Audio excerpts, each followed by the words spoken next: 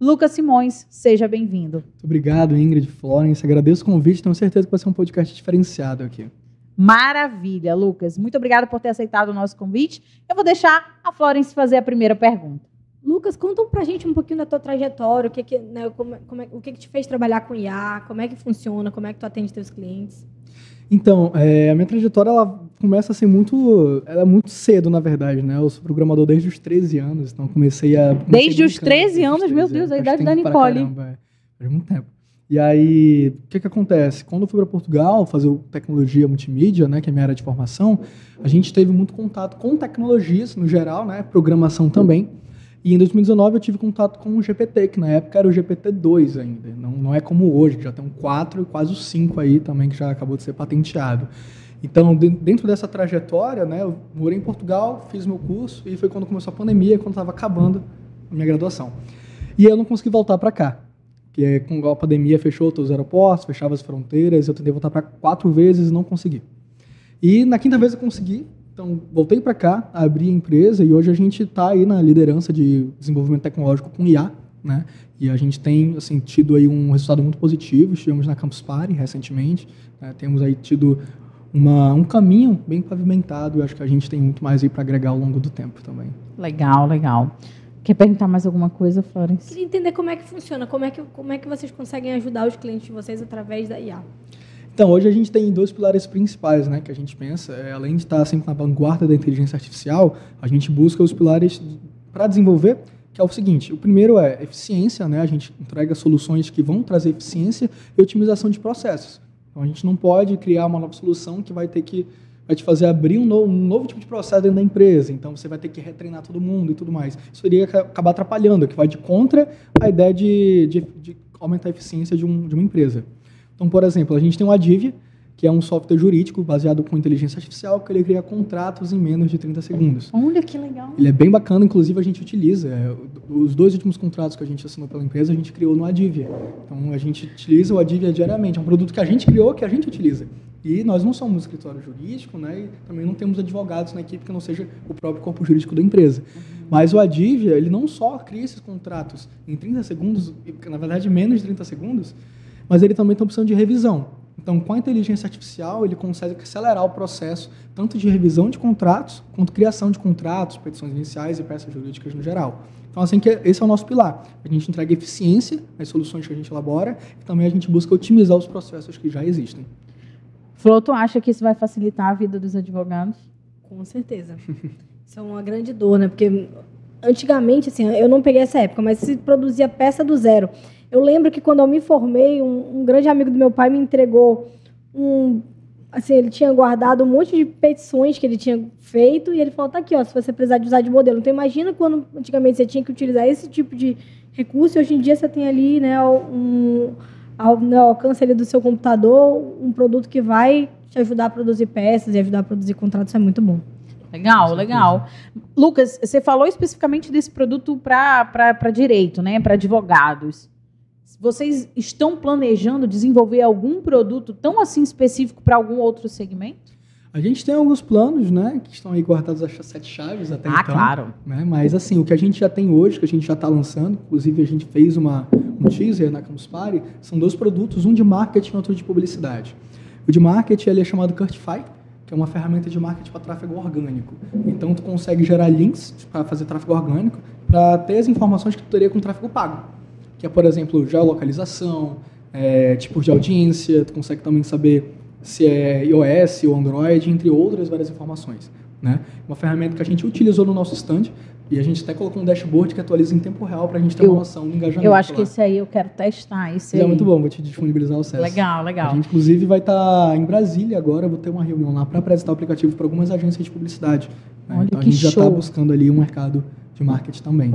Que maravilha, Lucas, muito bom. Olha a possibilidade, né, que a tecnologia, a inteligência artificial, ela traz hoje para a gente, para o empreendedor, para o empresário, né, para o advogado, para todos esses segmentos. Agora, Lucas, deixa eu te fazer uma pergunta. A gente estava conversando anteriormente aqui e você me disse que teve contato primeira vez com o GPT ali em 2019, mas só agora que ele está de uma forma mais democratizada, né? Tá, mais acessível ao público. E eu, particularmente, com algumas mentoradas, algumas empreendedoras que eu mentoro, eu percebo que as pessoas têm muita dificuldade em utilizar. Fala um pouquinho sobre essa dificuldade das pessoas terem essa utilização de forma certa da inteligência artificial. Então, a tendência hoje, não só do mundo, mas do mercado, é voltada para a tecnologia. Isso é fato, e qualquer pesquisa que a gente faz, a gente encontra esses dados, né? A inteligência artificial ela vem para facilitar a nossa vida. Então, consequentemente, a gente precisa aprender a utilizar. Para isso, a gente também faz cursos. A gente tem cursos de engenharia de prompt, a gente tem cursos mais avançados, para criação de imagem, etc. Né?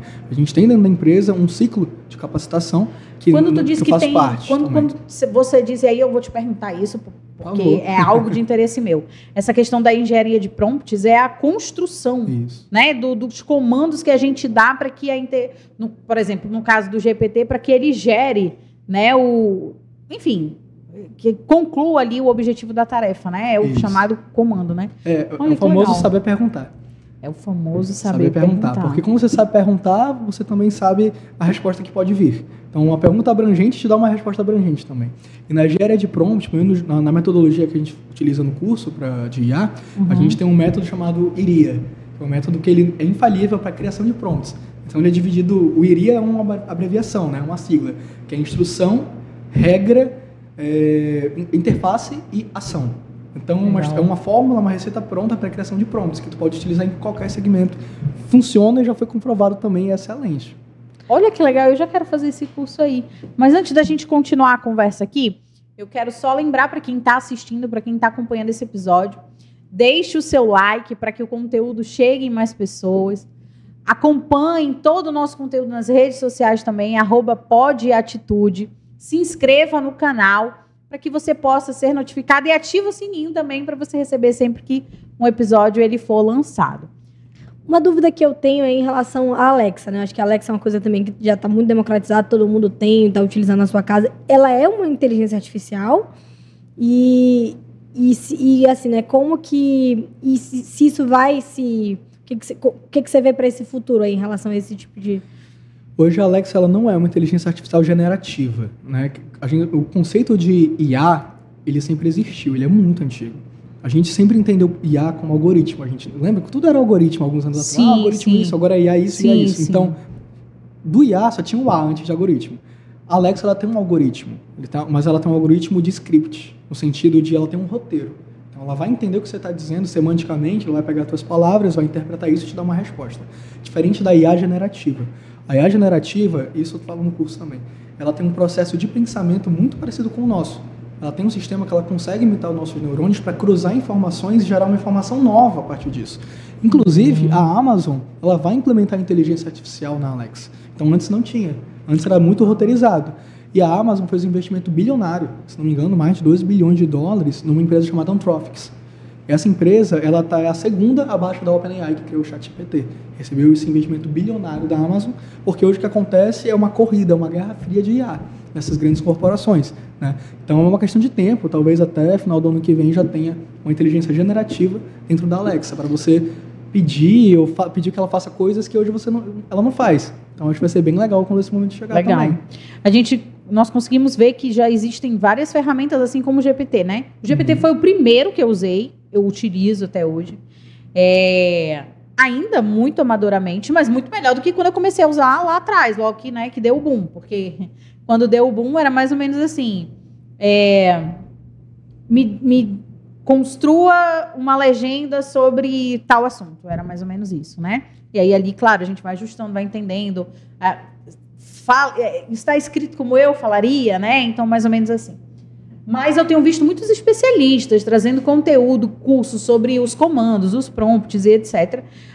E é bem legal. E eu já utilizei alguns e já percebi a diferença na resposta. Agora, eu vou fazer uma pergunta aqui, não sei se vai te deixar assim um pouco na saia justa, mas de todas essas ferramentas semelhantes ao ChatGPT, na opinião do Lucas, qual seria o melhor? Acho que é a nossa que a gente desenvolve. Não, mas certinho, assim, né? Brincadeiras à parte, todas têm a sua funcionalidade, né? O que acontece? O GPT ele é uma API. Uma API, no sentido mais básico da coisa, é como se fosse uma ponte. Ela serve para ligar algo de ponto A a ponto B, de forma mais rápida. Todas essas ferramentas semelhantes ao ChatGPT, elas são baseadas na API do ChatGPT. Só o GPT. Ou pode ser o 3.5 ou o 4. Só que esse modelo dessa API ele foi treinado para algo específico. Então, no caso do Adivia, foi treinado para jurídico. A gente retirou todos os filtros que o ChatGPT tem. Por exemplo, se você pede um contrato no ChatGPT, dependendo da natureza do contrato, ele não vai fazer. Ele vai pedir para você procurar um especialista. Você pede algo médico ou algo até de nutrição, ele diz para você procurar um especialista. Quando você tem acesso Seria à por uma API, questão de ética? Sim, principalmente. Tá. De segurança, né? Das próprias guidelines da plataforma lá. Uhum. Então, assim, quando você tem acesso à API do GPT, então você não tem mais esses filtros. Você consegue treinar um modelo de IA específico para alguma atividade, jurídico, por exemplo. E aí, o que a gente consegue fazer? A gente conecta hoje a API do Adivia à internet, a gente conecta a API do Jus Brasil, para a gente ter atualização, uma coisa bem mais assertiva. Então, quando você vê chat GPTs de marketing, produtos específicos baseados no GPT cada para outros segmento, segmentos, né? Na verdade, ele é baseado no GPT, mas ele é um modelo treinado para aquilo. Então, ele consegue ser mais assertivo, entendeu? Ele tem uma chance de erro bem menor que o GPT normal. A IA erra, Lucas? Sim, constantemente. Né? A diferença é a forma que a gente vai conversar com ela. Normalmente, o erro dela está vinculado não só à pergunta que a gente está fazendo, mas à limitação de banco de dados. E isso já foi corrigido. Era um problema muito grande do ChatGPT. Inclusive, tinha lá um avisozinho que a IA poderia gerar informação falsa, etc. Entendeu? Isso foi uma grande polêmica, porque gerava fake news, gerava coisas erradas.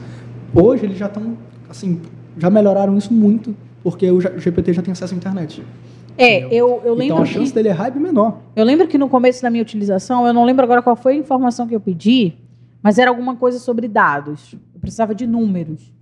E a resposta que ele me deu, primeiramente, foi que talvez as informações não sejam atuais, porque a última atualização que eu tenho é de, não sei, ele me deu 2017, por exemplo. Era um tempo, assim, um pouco distante. Eu até fiquei assim, mas nossa, né? Eu achei que era, tipo assim, talvez essa distância da atualização fosse de um dia, no máximo, né? Mas, realmente, e eu já percebi que essa informação ela quase não tem aparecido e tem tido. E eu acredito muito que essa questão da IA, ela errar, por isso a importância do tudo que a gente for gerar lá, a gente precisa validar, a gente precisa... Check. Exatamente. Até porque, olhando para a minha realidade, na hora da geração do conteúdo, se eu for simplesmente jogar o comando prompt no GPT e fazer um Ctrl+C, Ctrl+V, o meu conteúdo ele não vai ter a minha essência. Talvez ele não vá ter ali com o tempo, ele vai... Eu entendo na minha ignorância, porque daí eu não sou, assim como você, especialista na área, mas eu entendo que quanto mais eu vou utilizando, mais informação eu vou dando, mais ele vai se aproximando da minha forma de se comunicar. Não é isso? Existe um atalho para isso. Ah, é? Por exemplo, se tu pegar textos escritos teus, não sei, dissertações, teu estilo de texto, tu pode abrir um chat, copiar vários textos teus, começar a mandar para ele e pedir para ele imitar a tua forma de escrever. Entendeu? Tu vai treinando. Por isso que eu tô te falando. Não é só usar por usar. Tudo é um treinamento. Se é uma IA que aprende... É usar de forma estratégica, né? Exatamente. Você entende, por exemplo, eu faço muito isso. Quando eu quero chegar em algo específico, por exemplo, um código de programação, ou, enfim, uma legenda aí do Instagram, primeiro eu sei que eu preciso fazer um mini treino antes. É como se fosse... Sabe quando tu vai jogar alguma coisa, um jogo de videogame, tu não tem um tutorial antes? Sim. Esse tutorial tu precisa dar para a inteligência artificial para ela poder te atender melhor. Então tu pega alguns textos teus, manda para ele e tu vai começa a pedir. Vai aprendendo meu estilo de texto, vou te mandar mais um, pode ser? Aí você manda mais um lá. Manda uns 3, 4, depois tu começa a pedir outros textos novos, imitando o teu estilo. Esse teste já foi validado, pode fazer e dá muito certo. Olha que legal. Eu acho engraçado é que quando eu estou trabalhando com o GPT, eu agradeço e peço por favor. É muito engraçado, porque quando eu agradeço, ele responde de nada. Eu faço isso tanto com o GPT quanto com a Alexa também. Eu agradeço e ele diz de nada. Estou à disposição. É mais ou menos assim. Lucas, tu acha que isso é perigoso quando a gente olha para a questão do se tornar refém dessa inteligência?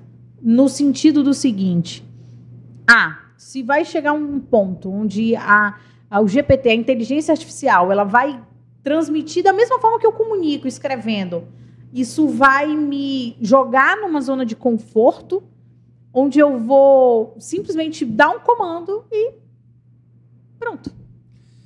Então, essa é uma tendência, mas, assim, respondendo a pergunta de forma bem objetiva, isso já existe. A gente já é refém de muita coisa. Do algoritmo, por exemplo. A gente só vê o que a gente acompanha. Então, essa questão de ser refém, isso já não é algo novo.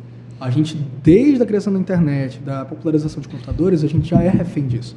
O que acontece é a gente só está sendo refém de novas ferramentas, né? Eu digo isso com muita clareza porque, por exemplo, quando a gente fala de algoritmo, principalmente algoritmos de recomendação, que é YouTube, que é LinkedIn, Instagram, Facebook, o quanto você mais interage com conteúdo, se eu interajo mais com copo, eu vou ver mais copos. Vão aparecer vários tipos de copo.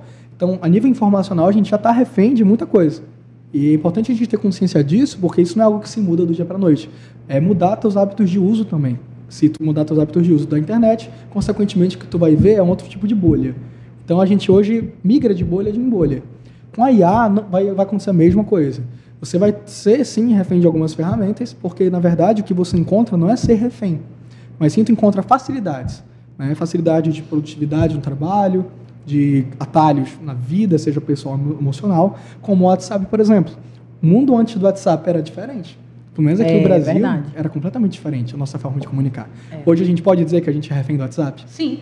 Pois é, a mesma pra tudo. coisa. Para fechar negócio, até para assinar contrato. Pois é. Envio de documento. Exatamente, é disso que eu estou falando. Então, com a IA, é o mesmo caminho, é um caminho inevitável, porque a tecnologia da IA ela vai continuar melhorando, vai continuar nos ajudando e muito. Então, a questão é ponto de vista. Uma coisa é ser refém, outra coisa é você saber utilizar. Por isso que tem uma frase que diz que o que a IA não vai substituir o teu trabalho. São as pessoas que sabem usar a IA que vão te substituir. Era isso que eu ia te perguntar, e você já me respondeu. É exatamente isso. Eu gostei dessa frase. Vi um dia desse na internet, muito legal. Eu gostei dessa frase e ela faz sentido. E eu acho que ela vale não só para IA, ela vale para muitas outras coisas, né? Então, e nós vemos aí muitos profissionais que estão perdendo oportunidade para outras pessoas, mas, na verdade, eles estão perdendo para eles mesmos, né? Sim. Porque a pessoa não se especializa, a pessoa não se aprofunda, a pessoa... Enfim... Cara, que legal. Quer perguntar alguma coisa, Flora? Eu queria entender, assim, você fala muito sobre essa situação de isso não vai substituir empregos, né? Na verdade, as pessoas vão saber utilizar isso. Mas, de modo geral, a empresa vai se tornar mais produtiva. Então, com a IA, porque ela vai, né, utilizar a IA para... Provavelmente vai demitir ali o estagiário, vai tirar, né, o trabalho mais mecânico, vai deixar de existir. Você acredita nisso? Tipo... Com certeza. Isso aconteceu em outros processos na história, né? Quando você tem algo disruptivo, normalmente algumas pessoas que não se atualizam da forma certa, elas têm a tendência de ficar para trás, né? Ou devem se realocar. E isso no curso de IA, o primeiro módulo do curso é sobre ética. E a gente tem umas dinâmicas bem interessantes para a gente nivelar como é que está o nosso conhecimento sobre ética no uso da inteligência artificial. Exemplo, uma empresa de manufatura que já há anos trabalha com costura, por exemplo, e ela contrata um braço robótico de IA.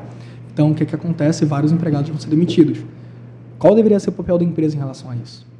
Então, nas experiências de curso que a gente já teve diversos pontos de vista diferentes. Alguns bons, alguns ruins, outros medianos. Mas a verdade é que, qual seria o papel da empresa nesse aspecto? É buscar um retrabalho de carreira para aquele profissional que vai ser desligado, né? Uma requalificação, colocar ele em outro local. Mas isso é muito complicado. A gente ainda não vê, isso é fato, a gente não vê isso acontecendo. Ninguém está perdendo emprego em massa. Sim. Isso não acontece, isso não está acontecendo, né? O que a gente está vendo é uma transição. Essa é uma transição tanto cultural, nossa, quanto, na verdade, uma transição profissional de muitos outros profissionais, né? Eu, por exemplo, quando eu me especializei em tecnologia multimídia, né, que é a minha área de atuação, hoje, mais específico em inteligência artificial, por que eu migrei?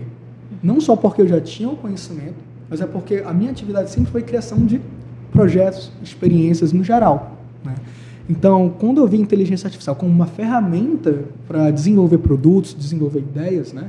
Então eu falei, não, então esse é o caminho. Legal. Mas nem todo mundo consegue compreender esses caminhos, às vezes não é por ignorância, mas é porque a acessibilidade ela existe, mas não é grande o suficiente ainda. Como você falou, tem gente que não sabe usar ChatGPT. Eu estava fazendo um curso alguns meses atrás, na verdade, e eu estava usando o ChatGPT no curso, né? E aí uma das colegas do curso, que era em grupo, ela nunca tinha ouvido falar de ChatGPT. Isso foi um mês atrás. Eu encontro Isso era ainda surpreendente atualmente pra mim. pessoas que nunca ouviram falar sobre o ChatGPT. Porque são bolhas. Ou então que perguntam assim, quando ouvem falar, dizem assim, para mim não funciona, ou eu já tentei usar, não consegui, não sei fazer. Essa questão do não sei fazer ou não consigo chegar no resultado que eu quero, a gente fez uma pesquisa nacional de IA, né? Tanto utilizando o pessoal lá do MBA, que eu estou fazendo, quanto também aqui local. A gente pegar, assim, entender como é o comportamento do brasileiro em relação à IA. Uma pesquisa que ainda está ocorrendo, inclusive. E a maior dor é que o pessoal não consegue utilizar a IA para chegar no resultado que precisa. Entendeu? Então, o que a gente vê?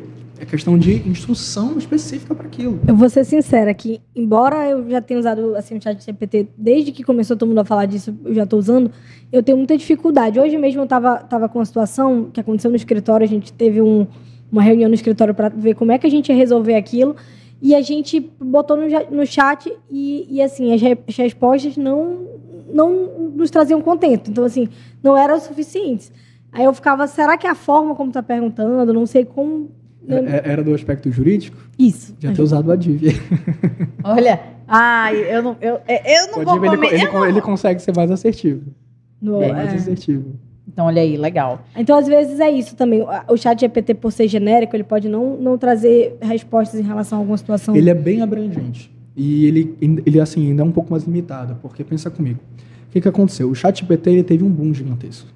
E muito rápido. Muito rápido mesmo. Então, precisaram mesmo limitar algumas coisas da plataforma. Porque, assim, não é difícil... Na verdade, assim, o ChatGPT, ele precisa ser limitado por causa do boom que teve. Muita gente começou a usar. Sim. Quando muita gente começa a usar, você começa a ver que as pessoas podem utilizar para outros fins. Sim. Que não são os melhores. Sim. Então, você limita a ferramenta. Entendeu? Então, esse é o problema. O que acontece? Nessas últimas semanas, o ChatGPT está registrando uma queda histórica de atividade, de usuários. Está perdendo muito usuário mesmo. E ele tem um custo muito alto de manutenção, alguns milhões de dólares para manutenção. Por que tu acha que está tendo essa perda de usuários? Democratização da tecnologia. A API do GPT, ela é paga, né? Mas quando você disponibiliza, muitas pessoas conseguem criar produtos afluentes, digamos assim, por do GPT. Conta E mais específicos. A Div é um deles, por exemplo. E aí tem outras ferramentas de IA que vêm a partir da API. Então, o que acontece? Você tem ali, estava tudo centralizado no GPT, certo? Só que ele começa a ficar realmente mais limitado, muito abrangente, nada tão específico. E você começa a ter outros produtos mais específicos. Então, você vai para onde é mais específico. Por exemplo, o advogado, ele tendo como é que é o nome do teu? Adivia. Adivia. Tendo a Adivia e tendo o GPT, ele vai para o Adivia, que é mais assertivo na resposta. A gente já fez, inclusive, esse teste ao vivo. Olha, com uma comissão do pessoal da UAB de tecnologia, né? Perguntaram isso. Qual a diferença do ChatGPT? Aí eu estava com a Adivia transmitido na tela e escrevi lá no Adivia bem assim, qual a sua diferença para o ChatGPT? E ele explicou. Eu sabia, descobri na hora também. Foi muito legal. Porque, assim, esse comparativo não é só a nível de informação, é nível de velocidade também. Legal. O ChatGPT ele demora mais para fazer um contrato longo. O Adivia ele faz bem mais rápido. Né? Então... Legal. Ele faz o pitch dele. Ele tá vendendo o peixe dele aqui. Legal. Legal. Muito bom, Lucas. Flor, quer perguntar mais alguma coisa? Eu acho que muita coisa foi esclarecida já. Foi muito legal. Lucas, agora uma pergunta um pouquinho mais pessoal. O que te despertou interesse nessa área de tecnologia? Como eu falei, eu sempre gostei de criar coisas. Sabe, isso vem de mim desde criança, assim. Quando eu era criança, eu já criava jogos, eu já criava sites, entendeu? Minha nossa. Quando ele era criança, ele já criava sites. Eu já brincava, eu sempre tive computador muito cedo, assim, meu pai já trazia notebook, trazia computador, eu sempre tive acesso à tecnologia. Isso, assim, é um privilégio, né? Mas o fato de eu ter tido sempre acesso a computador, telefone, eu já tive tanto telefone na minha vida. Antes eu quebrava um telefone sem querer, hoje em dia isso nunca mais aconteceu. Graças a Deus. Ainda bem, né? Os telefones eu acho que não estão mais quebrando. Eu estava observando que o meu tem sido colocado à prova bastante, ele tem... E é verdade mesmo, a tecnologia ela melhora, né, com o tempo. E assim, isso foi interessante porque eu sempre criei coisas no sentido de site, jogo, isso, aquilo. Aí eu fui crescendo, eu fui pensando, o que eu quero fazer da vida, Hoje eu entendo que, na verdade, eu sei criar coisas, né? Como eu vou criar, que é o grande X da questão, que eu acho que dá o propósito de a gente fazer o que a gente faz. Legal. Existem muitos canais de criar. Eu já fiz cinema, já fiz filmes meus foram para festivais, porque eu gostava de criar histórias, criar coisas. Então, eu via no cinema um canal para fazer isso. Hoje, na tecnologia, com IA, eu vejo um outro canal. Criação de projetos, de produtos, solucionando problemas reais, né, que existem tanto em empresas quanto sociais também. A gente fez uma parceria agora recente com a Unicef. Eu já ia te perguntar sobre isso, inclusive. Vai estar levando também não só tecnologia, mas instrução com inteligência artificial, empreendedorismo e programação para as comunidades aqui em Manaus. Legal. Então, assim, isso tudo tem a ver para mim com um princípio só, que é criação. Né? Eu sempre, assim, modéstia à parte, eu sempre fui bom de criar algumas coisas aí. Eu gosto. Legal. Como é que é esse teu braço em Portugal? Você ainda é atuante lá ou já foi? Assim, a gente atua lá de uma forma bem micro, né? Hoje o foco está principalmente aqui, mas eu conheço muita gente lá, muitos meus amigos são lá. Estava falando com um deles ontem, inclusive, aniversário lá. Então, assim, a gente tem algumas atuações muito pontuais, né? Hoje a gente tem um produto chamado VidTalk. O VidTalk é uma ferramenta de publicidade em que você pode criar vídeos interativos. Imagina, a gente está aqui no podcast, e aí, na hora que você apresenta o podcast, tem um balãozinho em cima de cada um com as nossas redes sociais. Só que isso não é na edição, é dentro da ferramenta do VidTalk. Aí você clica e já abre uma pop-up do Instagram dentro do vídeo, sem precisar estar te levando para fora do vídeo. Então, são experiências de criação de vídeo interativo, né? Que eu fiz lá em Portugal também em 2019. Eu criei o primeiro filme interativo de Portugal, em 2019, chamado Casa Limpa. E com essa tecnologia de vídeo interativo, eu trouxe para cá, eu deixei ela amadurecer um pouco, não só a nível de criação, mas é porque a tecnologia precisava amadurecer, precisava melhorar algumas coisas a nível mercadológico, também tecnológico, para a gente lançar esse produto no mercado. E hoje o VidTalk, ele é hoje um dos carros-chefe também a nível Portugal, porque a gente tem gente lá testando. Né? Lá o mercado de publicidade é bem aquecido, né? Então a gente tem gente testando lá também. O único produto que a gente está com público lá em Portugal é o VidTalk, que a gente já teve vivência lá por conta desse filme que eu fiz, né? Então a gente está testando lá, né? Está em fase beta ainda e logo a gente disponibiliza no mercado geral. Legal. Bom, antes da gente encerrar aqui, agradecer as empresas apoiadoras, agradecer a Faculdade Boas Novas, que nos recebe aqui toda semana, gravando os nossos episódios. Agradecer também a Malu Design, que é a responsável pelas nossas lindas canecas, que estão aqui com a gente toda semana, uma semana de cappuccino, uma semana de água, né? Agradecer também ao estúdio Adriana Barbosa, Adriana maravilhosa, que me deixa belíssima para todos os episódios. E Lucas, antes da gente encerrar aqui, o que você acredita, como é que você vê o futuro da inteligência artificial? Uma pergunta bem interessante, é difícil de responder, né? Porque tem muitos caminhos. Eu acho que o principal caminho que a gente vai ver, não é nem tão futuro assim, acho que ano que vem já, é mais acessibilidade, né? Como você vê daqui a pouco, grandes corporações como o Google, a Google já lançou, né? Mas a Amazon vai estar integrando em seus produtos, a Apple também está lançando o Vision Pro, né? Que é um óculos de realidade virtual. Então, eu acho que é uma questão de tempo da gente ver cada vez mais a presença da IA de forma mais explícita também. Então, antes era muito implícito, eram algoritmos. Hoje a gente vê isso na prática, né? Então, com certeza a gente vai estar vendo daqui ao tempo, eu acho que dois lados. Um lado bem positivo, de produtividade, um lado de bastante prosperidade, e eu acho isso muito bom. Mas tem um lado bem negativo, que eu sempre digo, que é a questão do double check que a gente falou, de checar mais de uma vez. Porque à medida que a tecnologia avança, existem sempre pessoas que não têm as mesmas intenções boas que a gente tem. E podem utilizar isso, talvez vão utilizar isso para outros fins, né? E aí cabe, como eu falei, a gente se instruir, a gente pesquisar, a gente se informar e descobrir como que a gente pode estar sempre atento a esse tipo de coisa, né? Eu vejo esse futuro mais próximo, né? Dali para frente, só Deus sabe. Legal. Flor, para a gente encerrar aqui, o que você acredita que a inteligência artificial vai trazer de benefício a longo prazo? Eu vejo muito, né, esse lado da gente ser mais produtivo, acho que das pessoas conseguirem focar mais no que realmente importa e a IA fazer todo o resto, né? Eu acho que isso é o legado que vai ficar, né? Do mesmo jeito que a gente teve isso com as máquinas e com uma série de outras coisas, e a gente continuou trabalhando, continuou produzindo, mas focando nas coisas mais importantes, né? O ser humano sendo, na verdade, o grande maestro, né, de tudo isso. Eu acho que esse é o aspecto. Muito proveitosa, né? Eu acho que a gente aprendeu muito, Lucas, com a tua experiência. A gente agradece muito a tua presença aqui no podcast. Legal. Lucas, onde é que Fala. Antes de eu te perguntar onde o pessoal pode te que ela falou, que é uma coisa que é muito real. Eu acho que futuramente, e é uma questão de tempo, por incrível que pareça, eu penso e acredito que a IA vai nos tornar mais humanos ainda. Sabia? Por que você acredita isso? Porque a gente ouve assim, muitas pessoas falarem que não, né? Sim, a gente ouve muito isso, mas eu pessoalmente acredito que ela vai nos ajudar a tornar mais humanos, que a gente vai entender qual é o nosso principal propósito como ser humano, porque a gente vai ver uma máquina tentando ser igualmente como nós. E isso vai nos fazer entrar um pouco mais dentro de nós, para a gente ver o que é que de fato é ser, né, humano. Eu acho que é uma questão de tempo também. Pelo menos é algo que eu penso. Eu acho que a IA vai fazer a gente ser mais humano ainda. E eu espero estar certo. Que legal. Eu espero também que você esteja certo.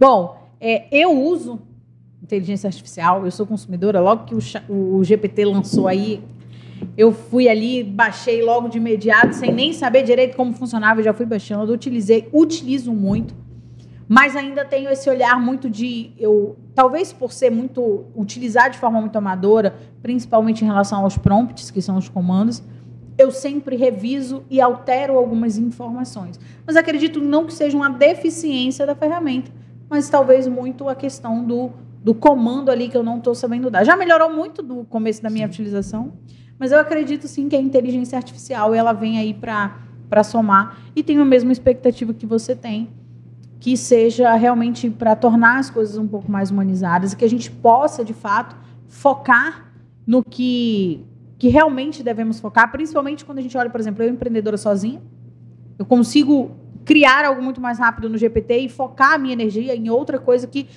o GPT não conseguiria fazer, que demandaria mais de mim, né? Então, eu acredito, sim, que a gente tem ainda muita coisa... E, claro, utilizando com as boas intenções, porque a gente sabe que nem todo mundo tem, como você mesmo pontuou, né? E o problema, às vezes, não é a inteligência artificial, é quem utiliza e para quais fins utiliza. Exatamente. Né? Então, eu quero agradecer a quem nos acompanhou até aqui. Lucas, muito obrigada por aceitar o convite, por participar do episódio com a gente. Eu acredito que a gente ainda vai te trazer mais vezes para conversar sobre temas muito mais específicos. Isso abrange muita coisa quando a gente fala de inteligência artificial. Então, eu quero te agradecer pela tua presença, por você estar aqui. Quero agradecer a todo mundo que assistiu esse episódio até o final. Não esqueça, deixe o seu like, se inscreva no canal, ativa o sininho para você receber todas as atualizações e as informações. Acompanha no Instagram, @podatitude, que nós estaremos com conteúdo, que nós estaremos interagindo com vocês e trazendo... Eu já tive aqui algumas ideias de inteligência artificial, hein, Lucas? Eu já estou logo te adiantando. Né? Além dos projetos que a gente já tem por conta da AGE, tive algumas ideias aqui que eu acho bem legal para a gente trazer. Nos despedimos de vocês aqui. Muito obrigada pela sua participação. Antes da gente encerrar, Lucas, quem quiser te encontrar, como é que faz? Minhas redes sociais, @lucas.fsimões. Lá eu sempre posto notícia de inteligência artificial. Inclusive, queria aproveitar para fazer um convite para o pessoal. Vou dar uma palestra na Newton Lins. O tema é IA no mundo jurídico e empresarial. Lá a gente vai descobrir como a inteligência artificial hoje está no mundo jurídico e aprender sobre o Adivia, que é uma ferramenta da segurança e tecnologia, como ela pode agregar tanto nos negócios e no mundo jurídico também. Vai ser dia 3 de novembro, no auditório da Newton Lins, às 18h30. Estão todos convidados, é um evento aberto. Legal. Então vai ser bem bacana. Tem link para inscrição? Tem link para inscrição também. Então a gente vai deixar aqui nos comentários o link da inscrição do evento que o Lucas citou. E muito obrigada pela sua participação. Lucas, obrigada mais uma vez. Obrigado. E até o próximo episódio.